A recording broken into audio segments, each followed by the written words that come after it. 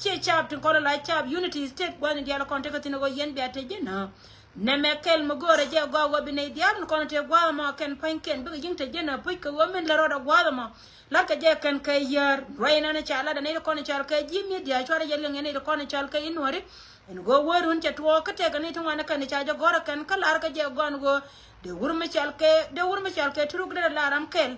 sorry she turuk wurma chal ke pul jang de la ram kel me de roda rit ala wajen point de chia to jen pul jang men chuku jena ne jen manan chet ke men chuko ndi ala liang ni pa na jo koreda network ke ben ka mobilization ray ben chu town ke ne de kon chal ke ile nya tiang ben mobilize ala wo gore mi chia ka me la dor mi chal ke ma yom county ente me chi ma yom ku dura no wajen chi use ka dial charon man ne de kon chal ke ji kume lora me ako ka yendi ala no gon tame jen point de tila rama ba la pal ko wo ngwana charo de le ba ka la go ni ke lara ne tin kon chal ke iji unity state lara yendi ala na ka gad amana ne ti dit en go jen na me chore jago ka chore jago jen go jen point de e me chi be cho pa ni ku ne tin kon gor ka longo kwata ga de kan ne de kon la chap la jido arton kon ko la ji business kan ne de kon chen chen ni ken ka pi wo si de kon tagatin antama kora mo jen te da pinya la go cha pul cha nyo kama jode yo e wurmi chal ke gar ko turuk la go ja tin kala ka jen te me wo kan ka rol ko rodi na kan ne de kon chal ke ji ay go chi report te ben ka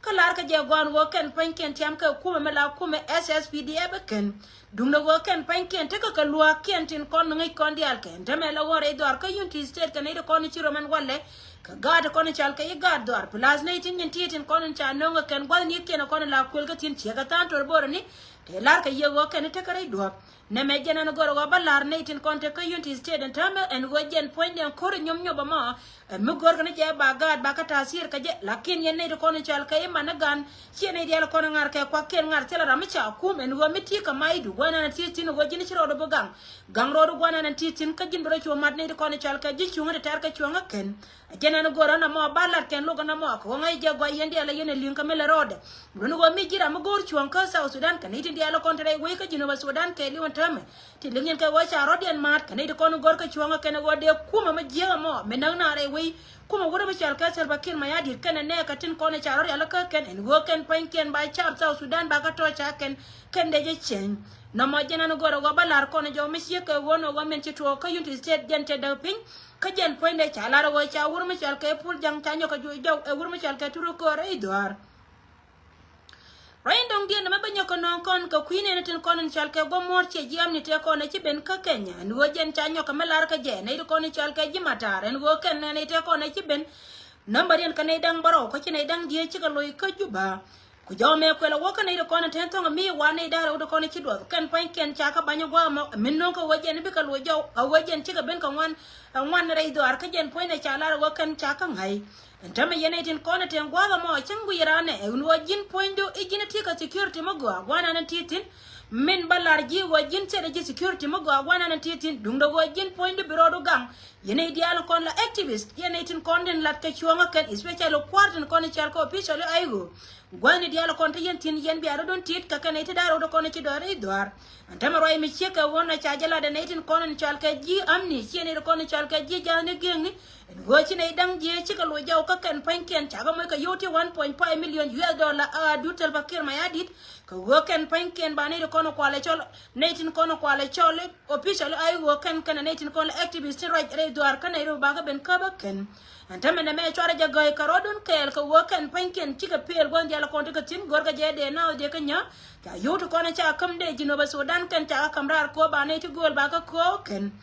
lianga rodu nyane dialo kono tira ran security mo gon wajin brodo tit wana na titin ko wocha ibna bang anetin kono kwa jelo gora ken en go ken panken gor ka je wode inya ko la de to ko kuine no kono chal kai cha jino ba Sudan amana ne to kono tar ka chuanga ken re dwar ka kanya bi jawda mandong dien ba woka ne to kono chal ka icha jino ba Sudan ba ne dialo kono te ka sin special ne dialo kono re we ka juba South Sudan a we dor michel ka indimli en go mi le roda pindo argwala mo chiane na tame wo put na itin kono na kete die na ken ngai ka je go an go mi le roda lemu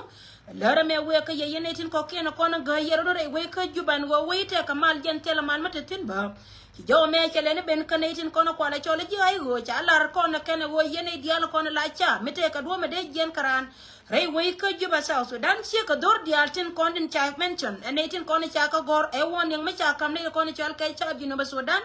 ne de kono kwala chole ji ay go ko ken pan ken baro wo gwan tin dial kono lat ke kenen wo jen tire ka bije mu wete me tore we ka juba ne tin wana ken pinchi ni tama ken pan ken chika pode lago ken pan ken chika jen lago woke wata ken ka Uganda ka jen pan ken je ka bala go gor ken go bakare we ka Kenya mani jene de kono la chap tin kono re we ka South Sudan wo yen pan kon charo don ga gora chap tin kono ne nga put min do ka ye jalan go jende de jalan war ba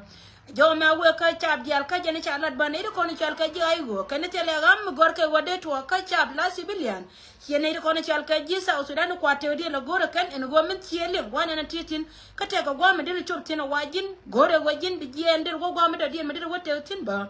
raya me jena no gora go balar yene de kono la chap in tiore we ka South Sudan en go te de jawda dien me biale ngola mu wa kan cha jone no kono chale ji doar bia ka gay na me chika ji doar te wal pal kana rodan pinyane dan ka wo ken panken cha jala bo te kamal re we ka South Sudan en tama me cha mal cha da si ayo e wal e ayo me chiro da guir kana ne ka dialten kono gor ka chuanga ken en go ba kuma se lokir ma yadi de mo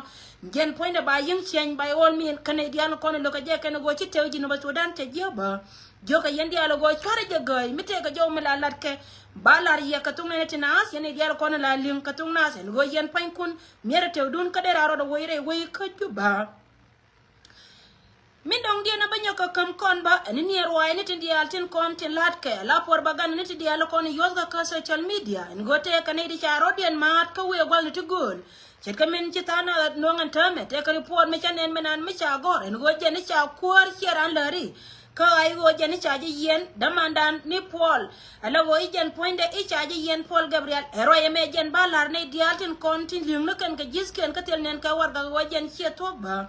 Paul Gabriel chap ture de meche ture ro na ka wa me chuo jen cha kamrar ke new technology en paiben cha ka mat ke kuma Uganda ala go jen cha kai kai go jen cha kap ka Uganda ro yeme awe ka yen dial kon la chap dialtin kontin la link nen ka media en goja wona ne chala da 18 konti lat ke roy ni kan ka kai ne ko gojen gor kan je gojen ba la ci ay go ce pel gona na tetin ka kan dream ni ken den kono ko ga dream ga ka changdar en go gor ka je go an ramil le duore way gwa ma milu no go ken gatin dialin kono gor ka je de na mo de ye nya ken gor ka je ken de je ken far je nan karo ke lo gi to roy mi se ka wona ka ci le te ba ko ci pol ca barar ka jen ca gar ne dial kono te ken ka war ga ci ka chonen dong de ran leng ne je ka jide ka yene tin kono dong lat ka je go ni to kono yentin loy ga je ga tung nen tin nas ko jen de janga go woro ma ci to e ka e kan ni kono gor ga je de to ka je ay go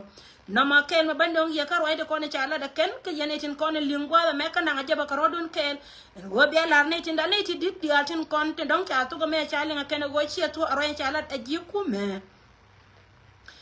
min dong dia na banyo ka kam kon roy me we ka kon ni tin dial tin kon tin ngai ka je en go men laro dare we ka South Sudan le ngu wana na ti tin cha jong ka cha ngong bulino go men balar ye wo wur mi chal ka ai go point do gan jin ko kan kon ni tin kon chal ka ai go ni miti god miti tin cha balar ji ka tet en go jen balar ai go en go ngan point do ko ra me ye ko ra yala rami cha luk tin ka yene don kono biya ku iliem en go lar ka je go wote ka ai go me china chika kai yala rami cha kai meti ka longa gori je wodere kuma ai wodere join bi cho wala kuma gor kan wajin sibilu bang binai dia to kono li wonta ma ken bi ka li wala ne te ka shot ka kuma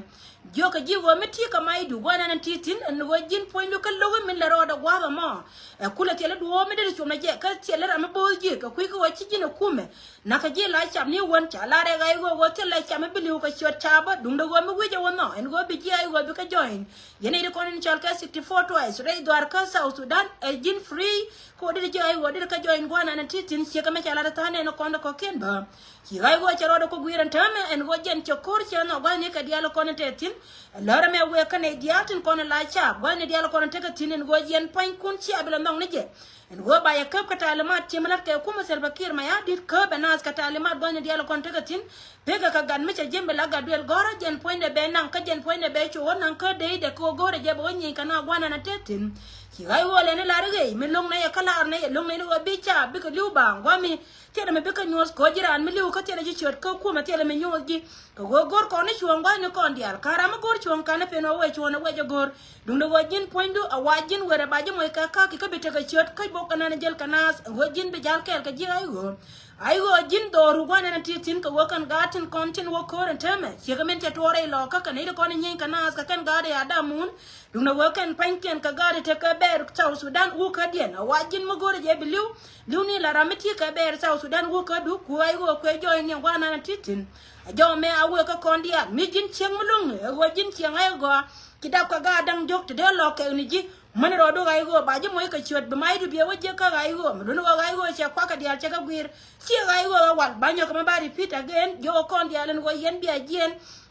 gwani dia lo kon te yen tin were bi do mo ka chot ka jin be ne to kon ti ka ji ka join gwana nan titin ne me kur me la kur do lo me be ne dia be ko tin chi ka me da na chi to re do ar me chal ka Ethiopia me che to go ken ya ka ji wi dien ki ne dia chi go tin ma ne paida ko go ken tar ka chon dia nan ta me ne dia re wi ka ji no Sudan che ka men sia ta ya ka ne la wo ken shu ka ke le ka man ken te ka mai wo ken lar ken ka ne din ti dung do do rien cha ba mai te de dia ne de ko no go ka je de do rien de mai ken ku jaw me ko la wo ka kon dia ko ne tin dia la ko no gor ko ri e do ar me chal ka South Sudan te de ra me je ma chi nyortin en wajin rungi wajin pointu sibiliu ala chap liuni la ala ran ku me jaro la ken mo ko wasiane me chia kwilim yini de kono la chap jino ba Sudan dia tin kono ko complain gwanye ken ala kon te tin chalo erar ka ye ka jo yandi ala wo chi jan jawon lat ka cha joni ji shube korna ne ti kono chal ka ji ay go ka ji kume te jel ka la ka chot kume ko ala goro wajin be jala la ran kume ne me jana na bandong ye yene to kono sia ne me sia ku lengwa ni kundia me gangro odu gwana na titin chuje le gore be liu bang dundo wajin kunai dialo kon tinti gwa ni kentin mitore dar ka yunti state te ka nei tia gwa mo dir gad ko dir ka join gwana ta gad ko te ka tin ko woken panken ba wodu mo ka ber South Sudan mo wetere mo woje betete da ku me ka jan ba jin ay gwa wajin gad kel me chilu ko tere chuang we ka jino ba Sudan ba mitire doran kapan gag dilene to kono chalga jipan gag tin kap kana to mi badir ka join ko wajinde wodo moy ka ber kume South Sudan me bijal ka je en wajin mo wi welew bili wala ran kume ka ngai ka je wajinde jira me cha gor kana to kono chalga ji kume daktar ka chuanga ken ino ba ka gate kontre loko amane ne to kontre doran don me chalga ila Jori State en wo gwan ko ndial cha kon le duo me chika wono e kume dan ka bana jal jode no wija gwana na titin jin pointu bi yingo ala wo ba jimo ka bi ci bi dal ka kaki ala de meter kor ka bi luke la ran kume titi kan ko na bandong yan walla yanete na azwi mon ke lew en wo kor ja tire do ran ka Unity State